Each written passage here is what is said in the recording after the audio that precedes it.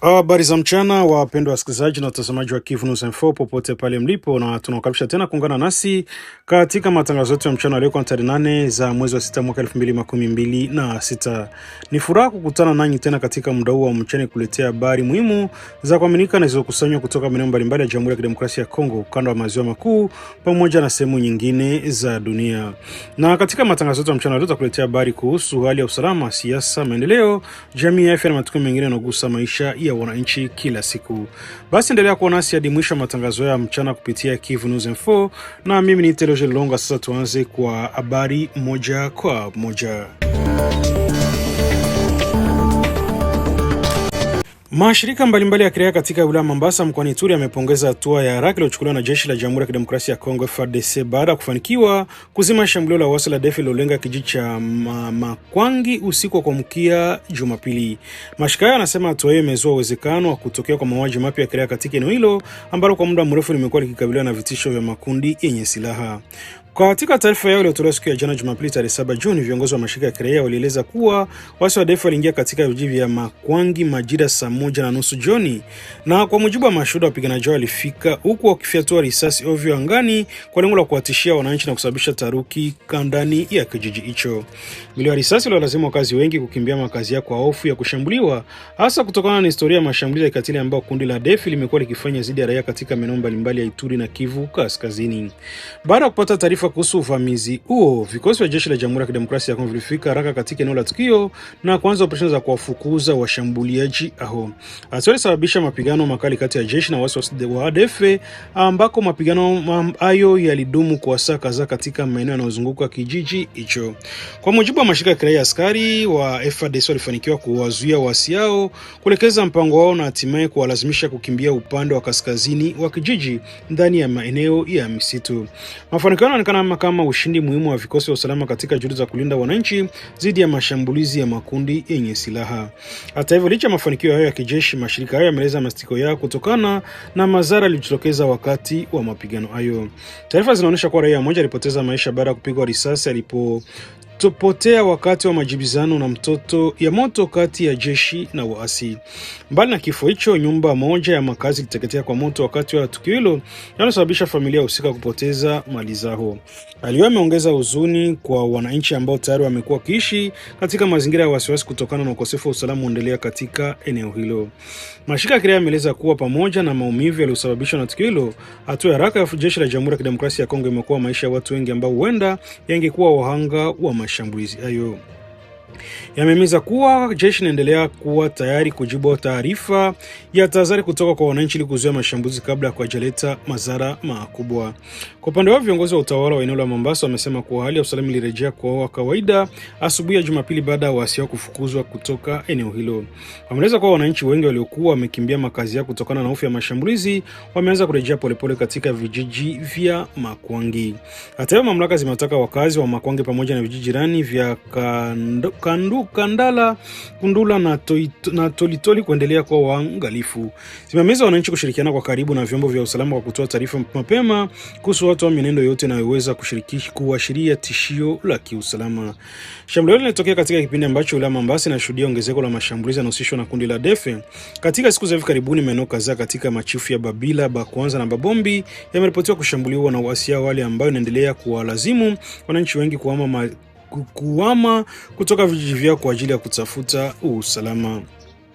Kutokana na hiyo, mashirika ya kiraia yamezitaka mamlaka za kijeshi kuongeza operesheni za kusaka makundi yenye silaha katika maeneo ya misitu ambako waasi au hujificha. Pia wameomba kuimarishwa kwa ushirikiano kati ya wananchi, viongozi wa kijamii na vikosi vya usalama ili kuboresha mfumo wa tahadhari za mapema na kuzuia mashambulizi kabla hayajatokea.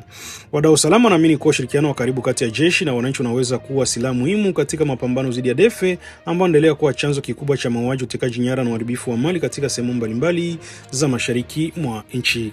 Ingawa hali imerejea kuwa shwari kwa sasa katika kijiji cha Makwangi, wananchi wanaendelea kuishi kwa tahadhari, huku wakitumaini kuwa juhudi za jeshi la Jamhuri ya Kidemokrasia ya Kongo na vyombo vingine vya usalama zitaendelea kuimarishwa ili kuzuia mashambulizi mengine na kurejesha amani ya kudumu katika eneo la Mombasa na maeneo mengine ya Ituri yanayokabiliwa na vitisho vya makundi yenye silaha.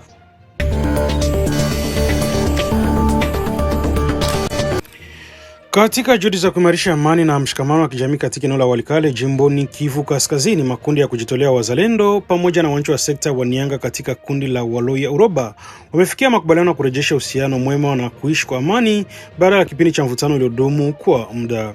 Makubaliano yalifikiwa siku ya jana Jumapili tarehe 7 Juni baada ya kumalizika kwa mazungumzo ya siku 3 yaliyofanyika katika kijiji cha Ntoto.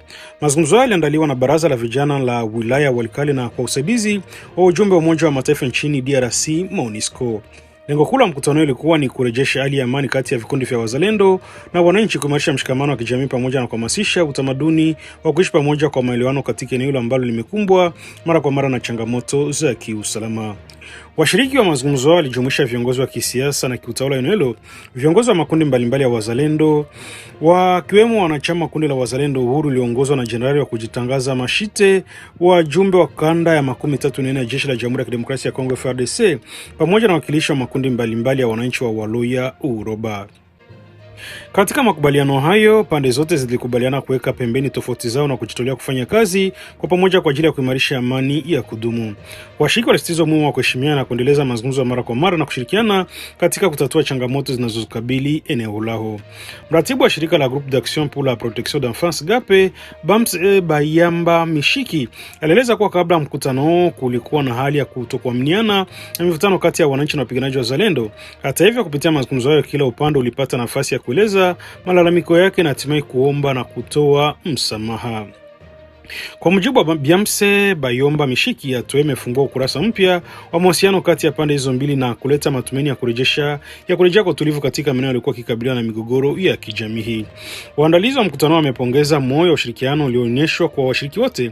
Wamesema kuwa moja mafanikio makubwa ni ya mazungumzo ni hayo kuleta ukaribu zaidi kati ya jeshi la Jamhuri ya Kidemokrasia ya Kongo, makundi ya wazalendo na wananchi, jambo ambalo linaweza kusaidia kuimarisha usalama wa eneo hilo. Baada ya hitimisho la mazungumzo hayo, washiriki wameahidi kuzungumza kwa sauti moja kuhusu masuala ya maendeleo ya usalama wa Waloya Uroba. Wameeleza kuwa mshikamano mmoja na maelewano ndiyo nguzo muhimu zitakazowezesha eneo hilo kusonga mbele na kujenga mustakabali bora wa vizazi vya sasa na vijavyo. Tunaonekana kama ishara muhimu ya kumatumaini katika jitihada za kurejesha amani na kuimarisha utulivu katika wilaya Walikale na maeneo mengine yanayokabiliwa na changamoto za kiusalama mashariki mwa Jamhuri ya Kidemokrasia ya Kongo.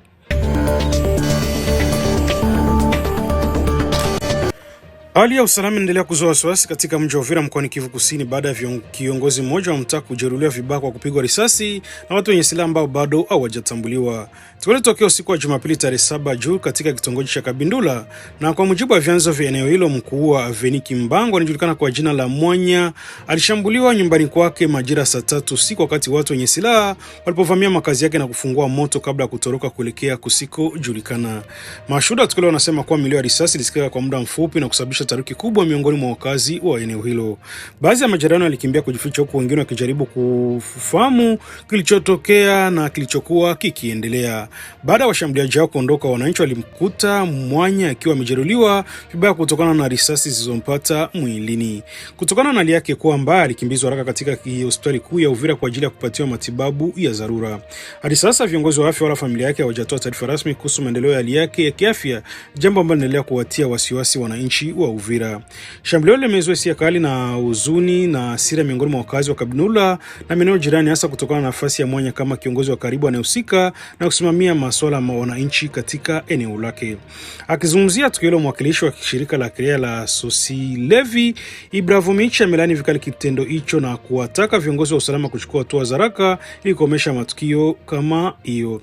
Amesema kwa kushambuliwa kwa viongozi wa mtaa ni ishara ya kuendelea kuzorota kwa hali ya usalama katika mji wa Uvira. Kwa mujibu wake, iwapo viongozi wa jamii wanaweza kushambuliwa katika makazi yao, basi wananchi wa kawaida wako hatarini kubwa zaidi.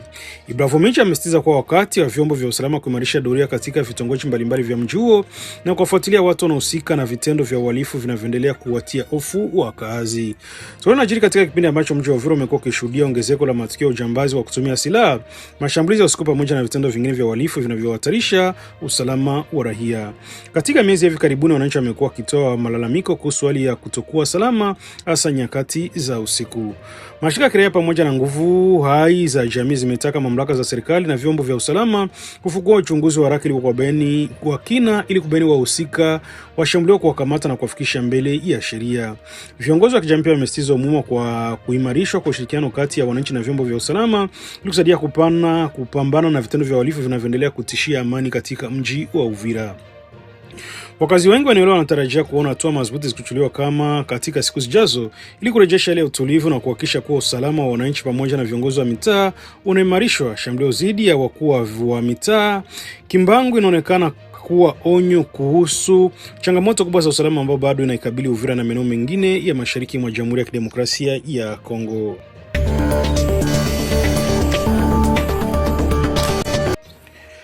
Wito wa kuwafikisha mbele ya sheria majenerali wa jeshi la FARDC waliowahi kuongeza operesheni za kijeshi dhidi ya waasi wa ADF katika eneo la Beni mkoani Kivu Kaskazini unaendelea kuzua mijadala mikubwa.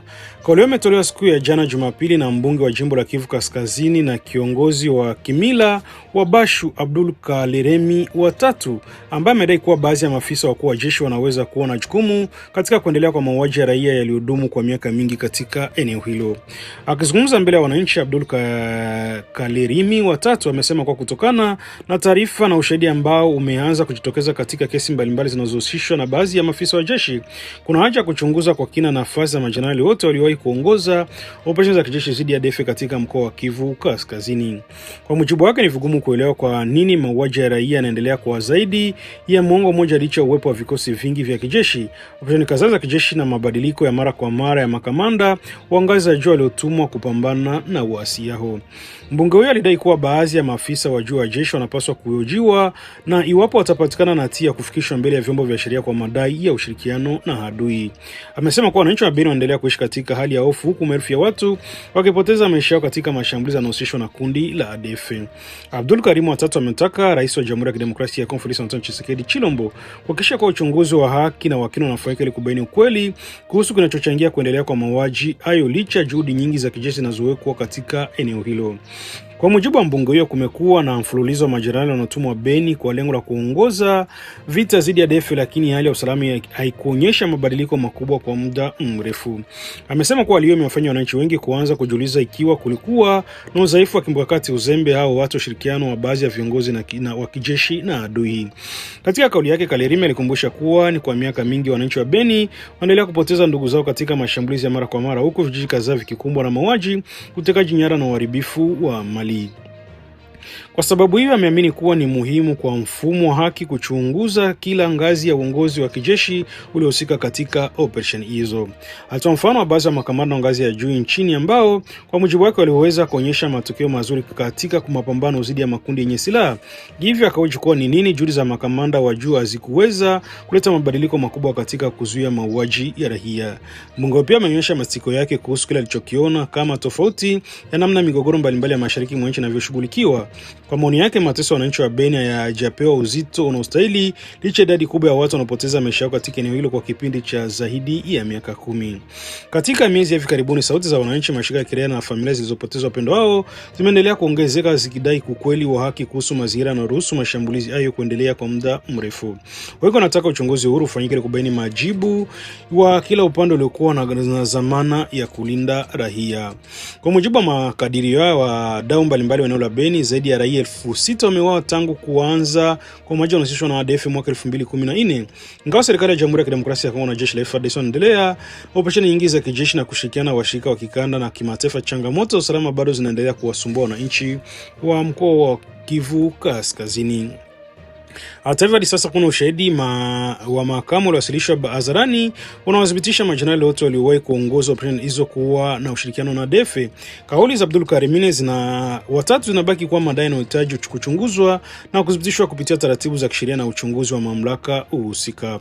Wananchi wa Beni wanaendelea kusubiri majibu kuhusu sababu zinazochangia kuendelea kwa mauaji hayo kwa miaka mingi, huku matumaini yao yakiwa ni kuona ukweli ukijulikana na haki kutendeka kwa waathirika wa vita na familia zao.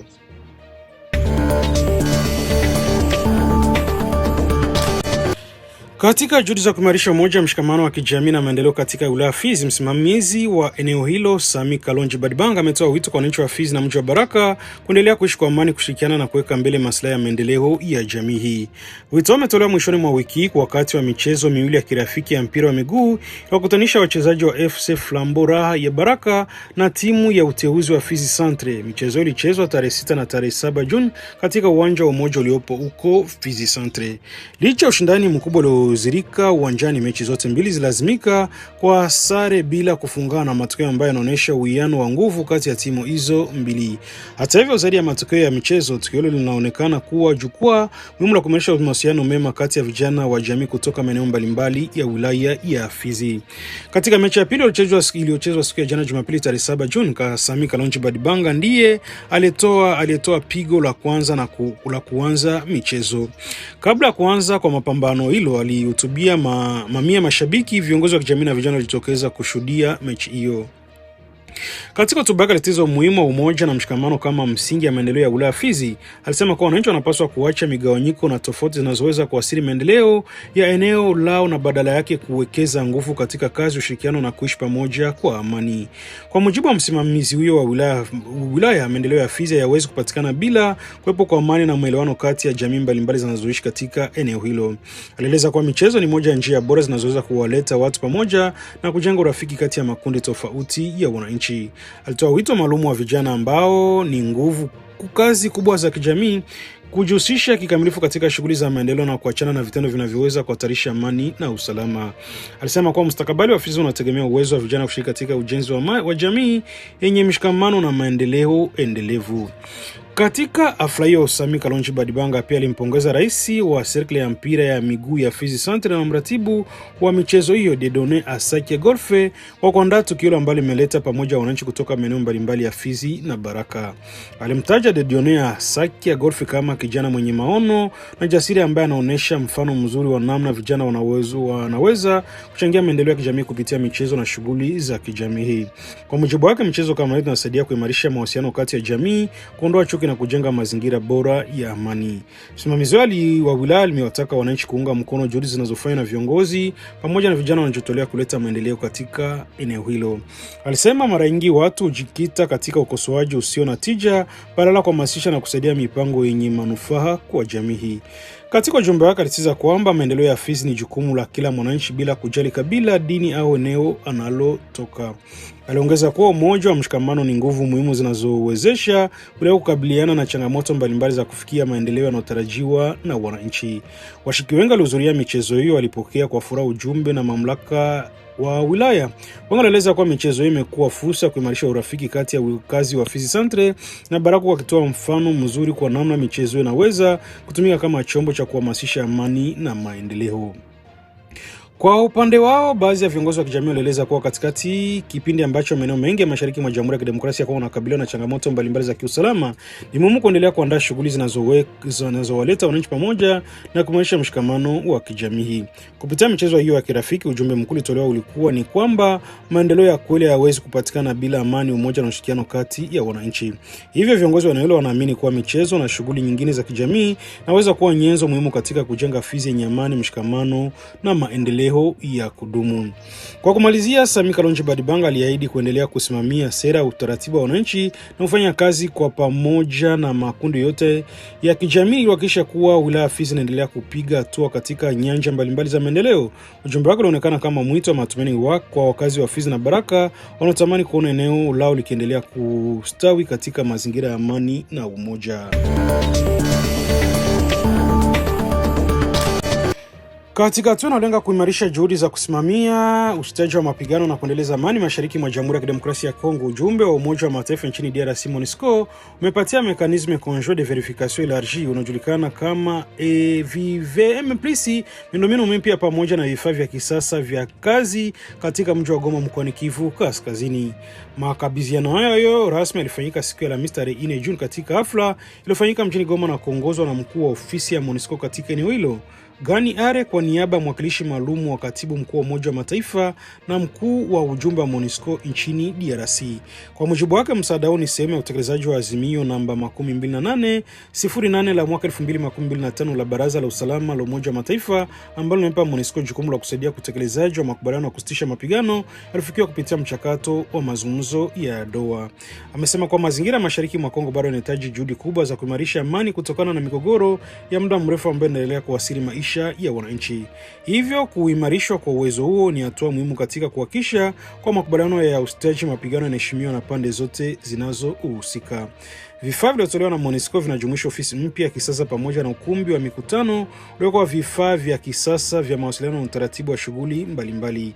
Miundombinu inatarajiwa kuboresha uwezo wa utendaji wa taasisi hiyo na kurahisisha kazi za ufuatiliaji, uchunguzi wa taratibu na taarifa zinazohusiana na hali ya usalama. Wataalamu wa usalama wanaeleza kuwa uwepo wa maafisa wa vifaa vya kisasa unaweza kusaidia kwa kiwango kikubwa katika ukusanyaji wa taarifa, uchambuzi wa matukio na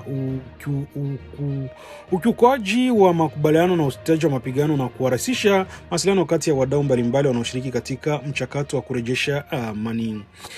Kwa mujibu wa MONUSCO, lengo kuu la kuimarisha uwezo huo ni kuhakikisha kuwa timu zake zinaweza kufanya kazi kwa haraka na kwa ufanisi zaidi pale kunapotokea taarifa za kiukwaji wa usitaji mapigano. Hii ni pamoja na uwezo wa kufanya uchunguzi wa haraka, kuandaa ripoti na kutoa mapendekezo ya hatua zinazopaswa kuchukuliwa ili kuzuia kuongezeka kwa mvutano. Mécanisme conjoint de vérification élargie plus ni chombo kinachofanya kazi chini ya mfumo wa kikanda na usalama unaoungwa mkono na nchi za ukanda wa maziwa makuu. Kazi yake kubwa ni kufuatilia hali ya usalama, kuchunguza madai kiukwaji wa makubaliano ya amani na kusaidia juhudi za kuzuia kurejea tena kwa mapigano kati ya pande zinazohusika katika mgogoro mashariki mwa DRC. Katika kutekeleza majukumu yake, chombo hicho kinashirikiana na kwa karibu na taasisi mbalimbali za kikanda ikiwemo Conference Internationale sur la Région de Grand Lac ambao ni taasisi inayoratibu ushirikiano wa nchi za ukanda na maziwa makuu katika masuala ya amani, usalama na maendeleo. MONUSCO inaendelea kutoa msaada wa kiufundi kwa mfumo hiyo ya kikanda kwa lengo la kuhakikisha kuwa juhudi za kurejesha amani zinakuwa na matokeo ya kudumu. Kupitia ushirikiano wa wataalamu wake wanaweza kufanya uchunguzi wa matukio na ripotiwa kwa ya ukiukwaji wa usitaji wa mapigano kwa ridhaa na pande husika na kutoa tathmini huru kuhusu hali ilivyo. Baada ya jukumu la kufuatilia usitaji wa mapigano, MONUSCO pia imeendelea kutumia kile inachokiita Good Office, yani juhudi za diplomasia zinazolenga kuhamasisha mazungumzo kati ya pande zinazokinzana. Kupitia njia hiyo, Umoja wa Mataifa unajibu kusaidia kupunguza mvutano wa kuhimiza suluhisho za amani badala ya matumizi ya nguvu. Kupitia msaada huo mpya, MONUSCO inaonyesha dhamira yake ya kuendelea kusaidia serikali ya Jamhuri ya Kidemokrasia ya Kongo pamoja na taasisi za kikanda katika juhudi za kurejesha amani, usalama na utulivu wa kudumu katika mashariki mwa nchi. Wananchi wengi wa eneo hilo wana matumaini kwamba kuimarisha kwa mfumo wa ufuatiliaji na udhibitishaji wa makubaliano ya amani kutachangia kupunguza vurugu na kufungua njia ya kuelekea maendeleo ya ustawi wa jamii hii.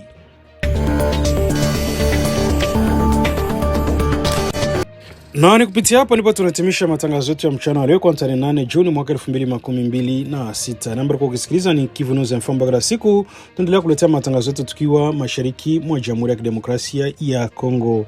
Na basi kama ndio ulikuwa mara kwanza unakutana nasi kupitia mtandao wa YouTube, basi kabla ya kuondoka ningekuomba na kusubscribe kitu kimoja, kisha umesubscribe, kulike, comment na kushare. Na kwa wengine wanasema kujabone, kueme vile vile na kupartage, kuendelea kusambaza habari kwa walio wengi zaidi.